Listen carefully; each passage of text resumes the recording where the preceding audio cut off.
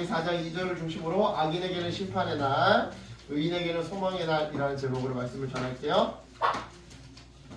자, 시험이나 중요한 발표일을 앞두고 그날을 기다리는 마음이 어떤지 생각해 본 적 있으세요? 이 경우 보통 두 부류가 있는데요. 준비가 안 된 친구들은 그날이 두렵고 빨리 오지 않았으면 하는 마음일 거예요. 반대로 준비를 잘한 친구들은 그날이 빨리 오기를 바라겠죠. 왜요? 빨리 끝내고 좋은 결과를 받았으면 좋겠다라는 마음을 가지고 있을 테니까요.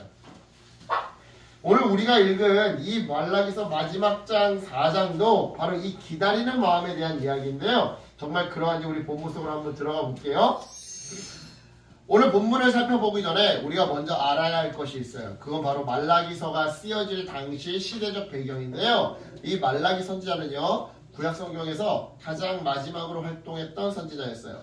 그리고 그 당시 이스라엘 백성들은 바벨론 포로 생활을 마치고 고국 남유다로 돌아온 상황이었죠. 이런 상황에서 백성들은요, 우리가 성전을 재건축하면 하나님께서 우리에게 큰 축복을 주시겠지? 라는 마음으로 성전을 재건축했는데요. 하지만 결과는 계속되는 어려움이었어요. 즉, 경제는 여전히 어렵고 나라의 정치는 주변 힘센 사람들의 사이에서 마치 고래 싸움에 새우등 터지듯이 풍전등화처럼 흔들리고 있었던 거죠. 상황이 이러다 보니 하나님께 대한 백성들의 신앙마저 점차 식어갔는데요. 실제로 백성들의 마음속에는요, 하나님께 대한 불평, 불만이 가득했고요. 제사장들조차 하나님께 드리는 예물을 대충 준비하면서 그렇게 신앙을 타협했더랬어요. 실제로 보니까 원래 흠이 없는 예물을 갖다 바쳐야 되거든. 그러니까 무슨 말이냐면 이렇게 다리 저는 거, 눈 먼 거 이런 거 갖다 바치면 안 돼. 하나님께 제물을 드릴 때는 가장 깨끗하고 가장 좋은 걸 하나님께 드려야 되는데 제사장들조차도 이렇게 눈 먼 짐승 또는 다리가 없는 짐승, 상처난 짐승 이런 짐승들을 갖다 바쳤다 이 말이야. 그러니까 적당히 타협했던 거지. 아 귀찮아.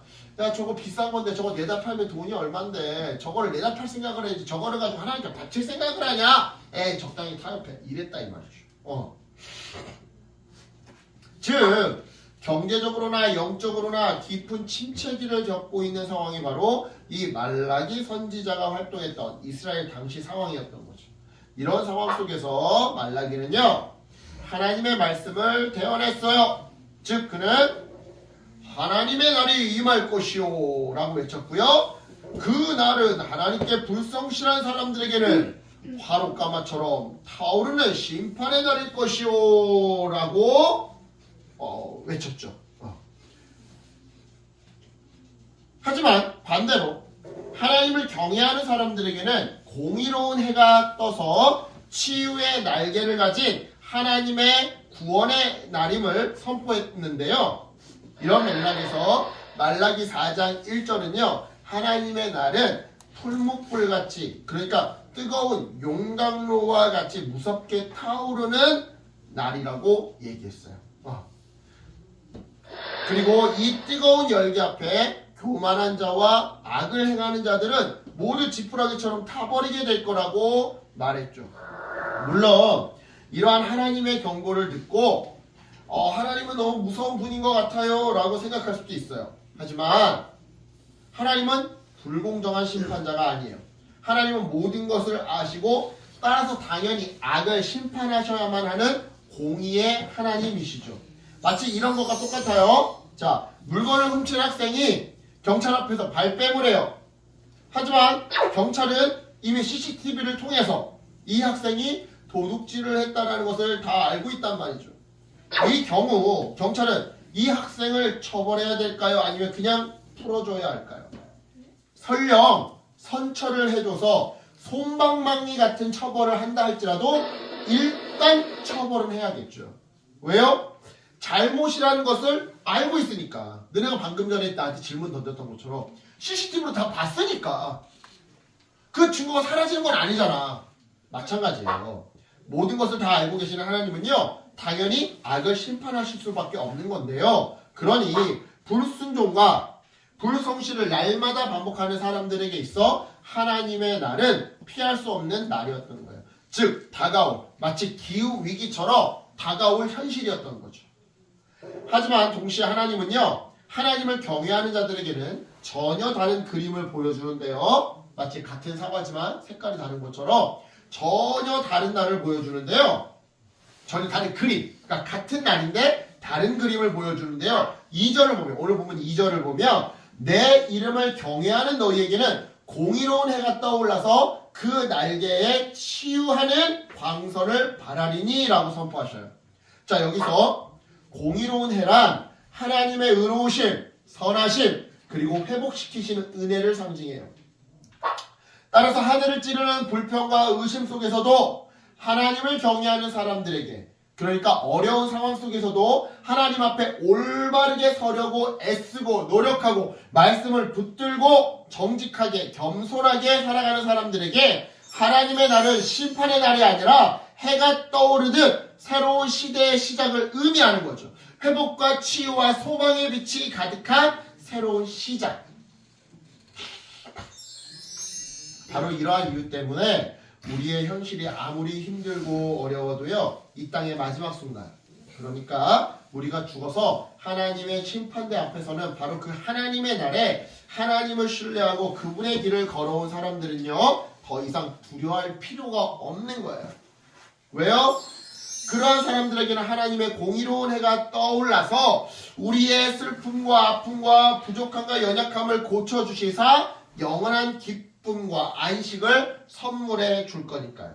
하지만 여러분, 이건 어디까지나 우리가 죽어서 하나님 앞에 섰을 때의 이야기이고, 이처럼 우리가 하나님 앞에 서기 전까지, 그러니까 하나님의 날을 맞이하기 전까지 이 생의 삶에서, 이 땅에 살아가면서 하나님의 날을 준비한 우리의 자세는 어떠해야 할까요? 그 힌트가 오늘 본문 4절로 6절에 등장하는데요. 핵심은 율법을 기억하고 믿음의 선배들을 생각하라는 거예요. 쉽게 말해서 먼저 첫 번째, 말씀을 날마다 읽고 묵상하고, 두 번째, 그 말씀대로 살고자 몸부리쳤던 신앙의 선배들을 본받으라는 것이죠. 그게 바로 하나님의 날을 준비하는 방법이라는 건데요. 이걸 좀 더 풀어서 이야기하자면 이런 말이에요.